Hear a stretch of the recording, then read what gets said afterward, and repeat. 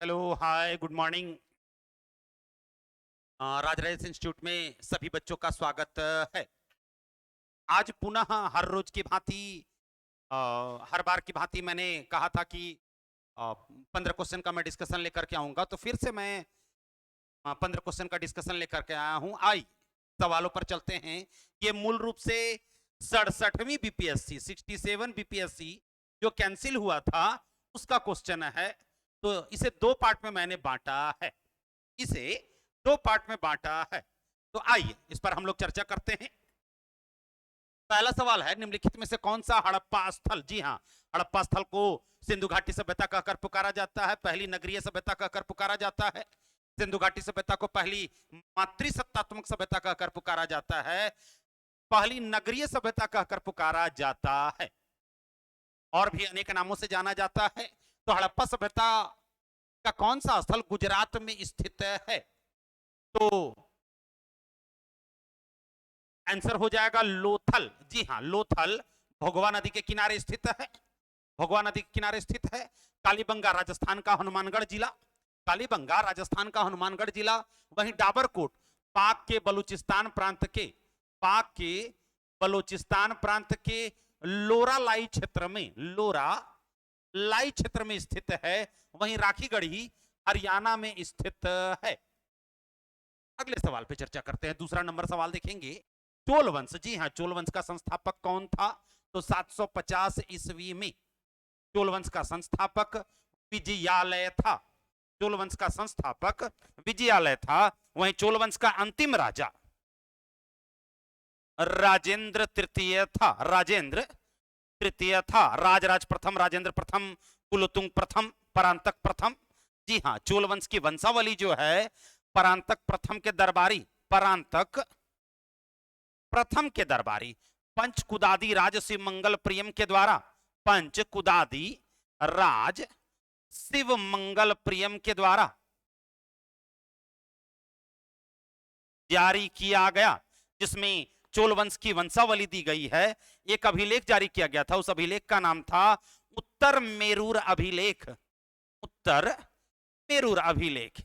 इसी में चोल वंश की वंशावली दी गई है, जिसमें पहला राजा विजयालय और अंतिम राजा राजेंद्र तृतीय की चर्चा है।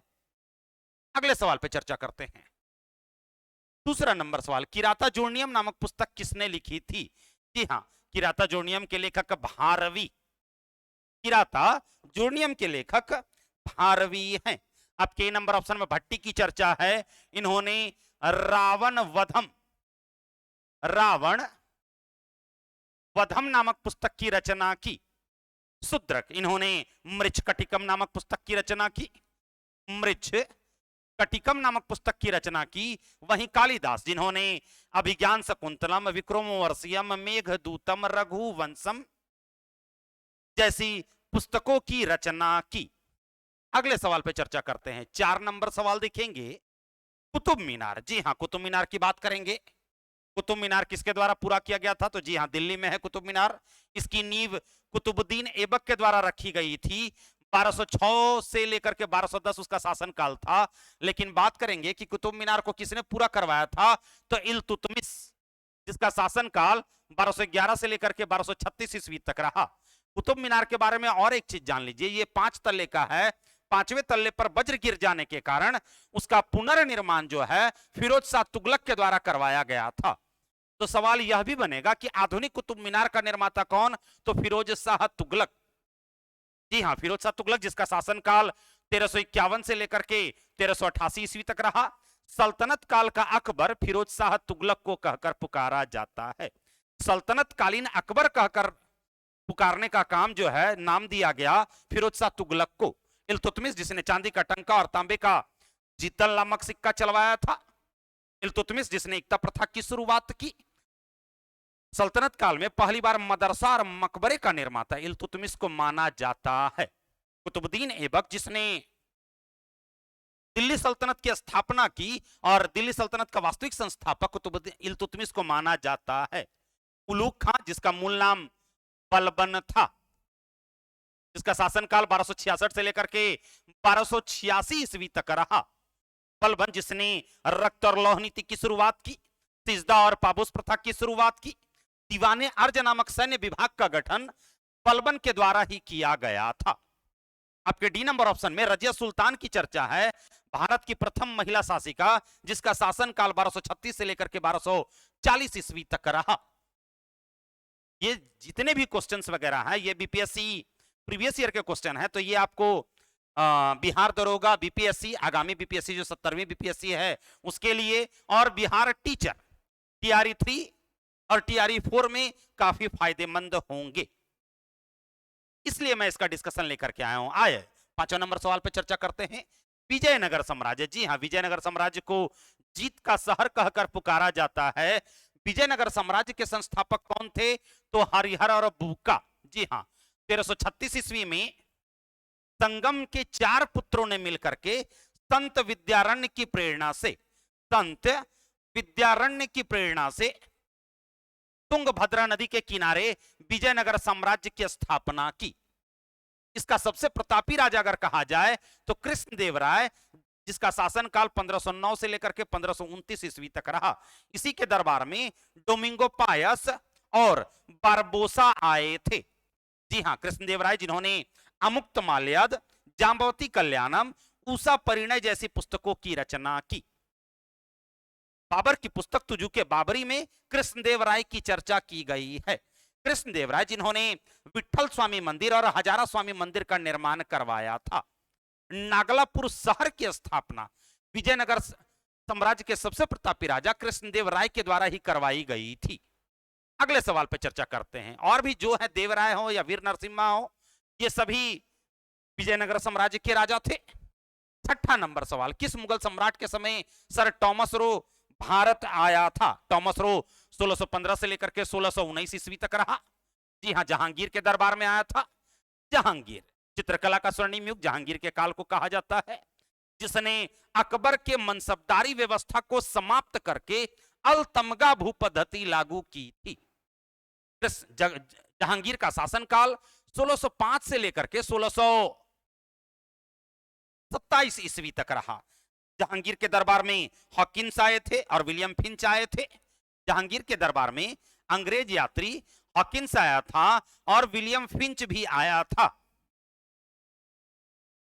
अकबर, जिसका शासनकाल 1556 से लेकर के 1605 ईस्वी तक रहा,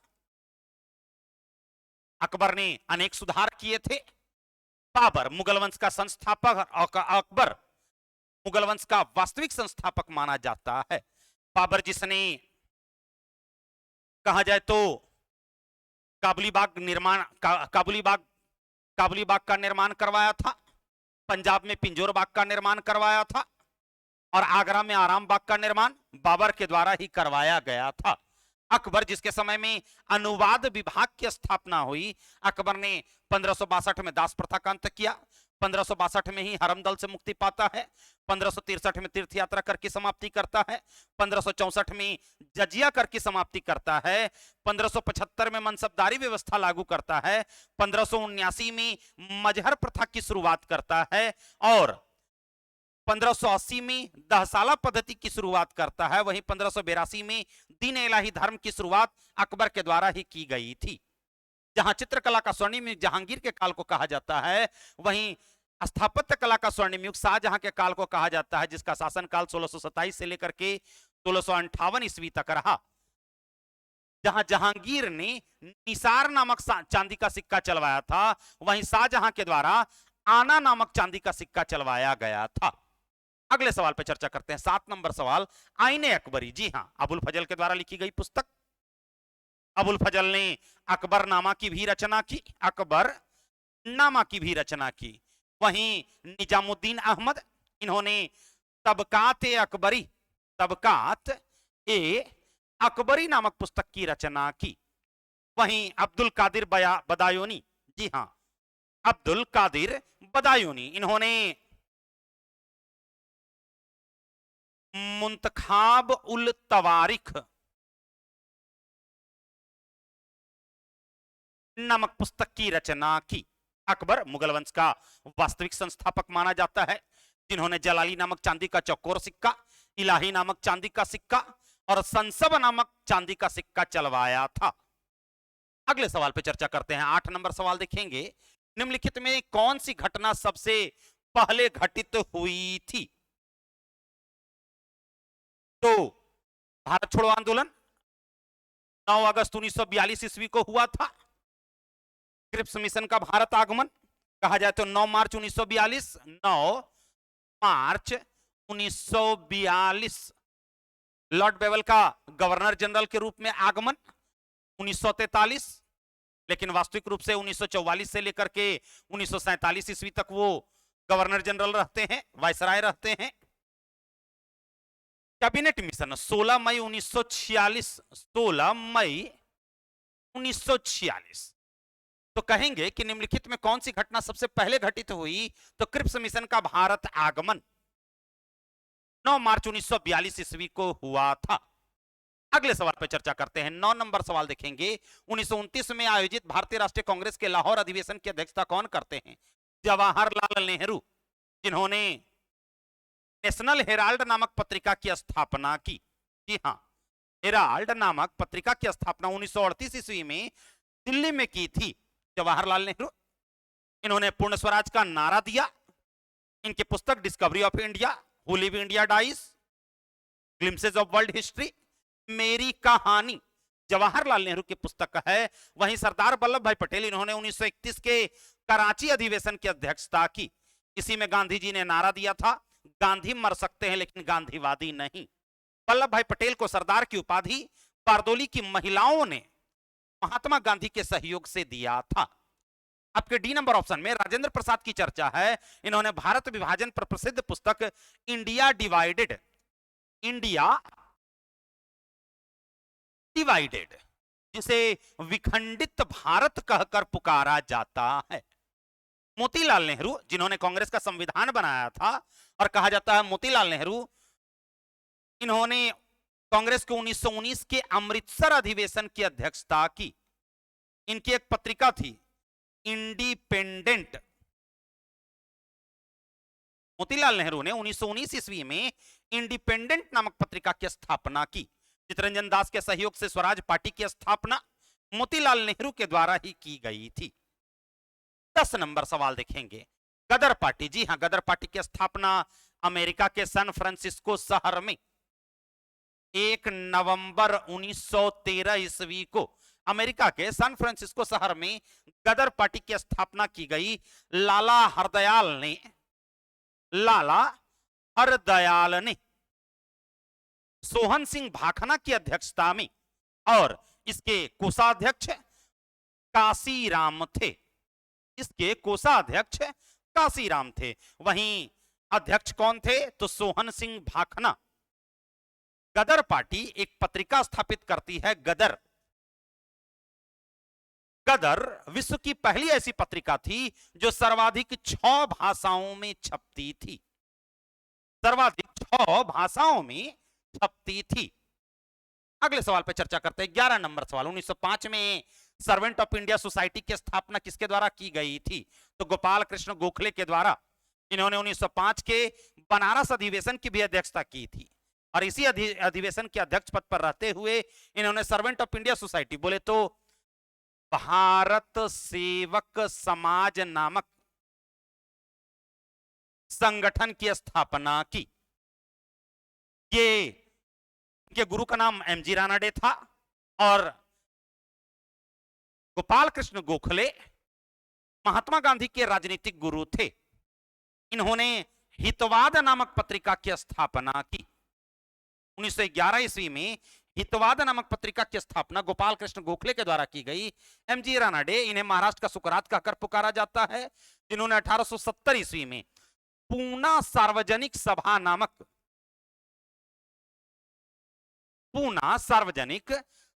नामक संगठन की स्थापना की। आपके बी नंबर ऑप्शन में बिपिन चंद्र पाल की चर्चा है। बिपिन चंद्र पाल, इन्हें बंगाल में राष्ट्रवाद का कट्टर समर्थक माना जाता है। मूल रूप से बाल गंगाधर तिलक का सेनापति कहकर इन्हें बंगाल में पुकारा जाता है। सुरेंद्रनाथ बनर्जी, 7 अगस्त 1905 ईस्वी को इनके नेतृत्व में स्वदेशी आंदोलन चला था। इन्होंने 1876 ईस्वी में इंडियन एसोसिएशन नामक संगठन की स्थापना की। और 1918 ईस्वी में इंडियन लिबरल फेडरेशन नामक संगठन की स्थापना सुरेंद्रनाथ बनर्जी के द्वारा ही की गई थी। अगले सवाल पर चर्चा करते हैं। 12 नंबर सवाल देखेंगे, अनहैप्पी इंडिया। जी हां, लाला लाजपत राय की पुस्तक का है। अनहैप्पी इंडिया लाला लाजपत राय की पुस्तक है। यंग इंडिया, याद रखिएगा, एक यंग इंडिया पत्रिका भी है जो महात्मा गांधी की पत्रिका है। यंग इंडिया एक पुस्तक है जो लाला लाजपत राय की पुस्तक है।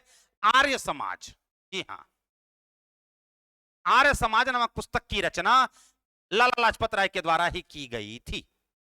एओ ह्यूम को कांग्रेस का संस्थापक माना जाता है।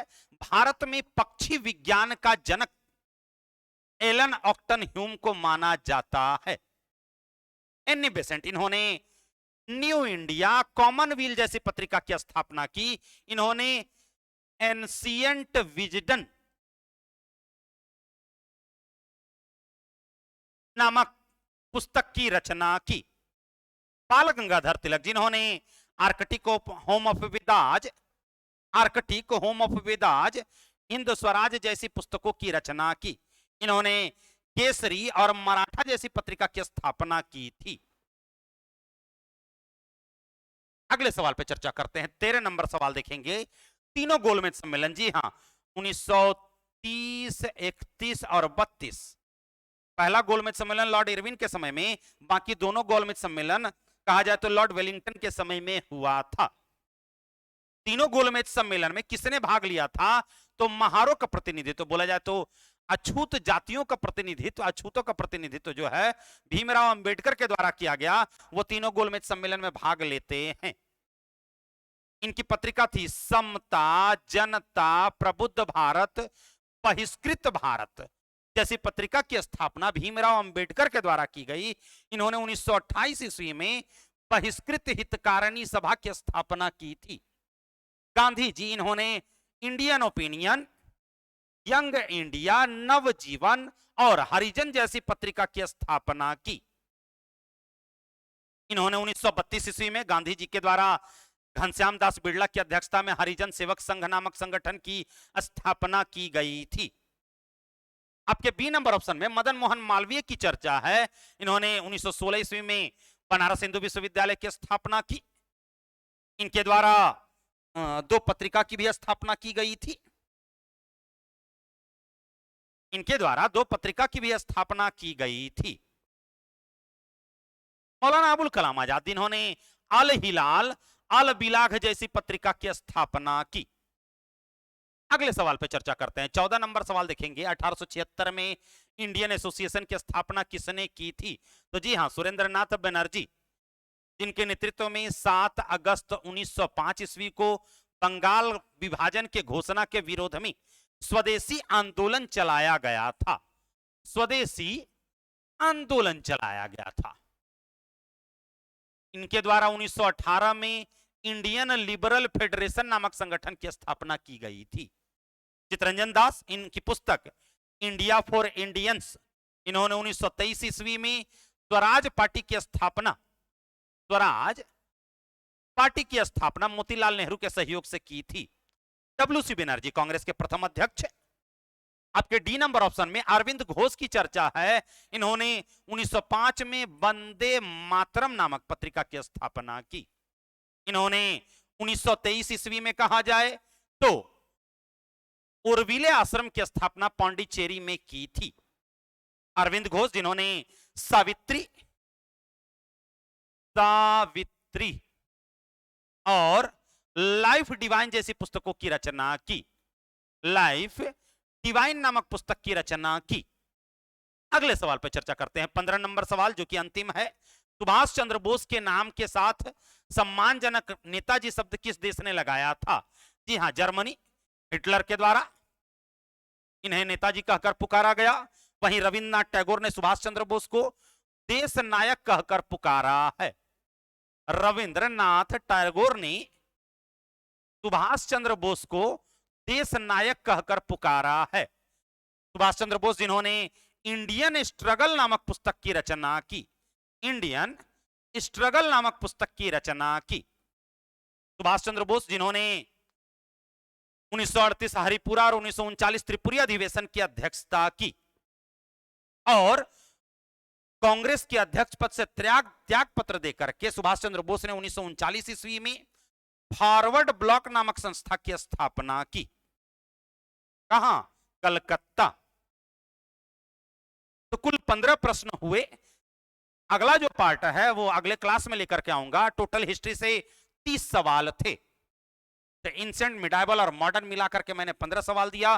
पुनः 67वीं बीपीएससी का दूसरा पार्ट जो है वो 15 सवाल वो मैं अगले क्लास में लेकर के आऊंगा। आज के लिए इतना ही, धन्यवाद। अगर डिस्कशन अच्छा लगे तो इसे लाइक करें, शेयर करें और मेरे पेज पर फॉलो जरूर करें, अमित सर हिस्ट्री। इस पेज को फॉलो करें, उससे प्रीवियस क्वेश्चन भी आपको मिल जाएगा जो मैंने राजराजेश्वरी इंस्टीट्यूट में डिस्कशन कराया है। चलिए आज के लिए इतना ही, धन्यवाद।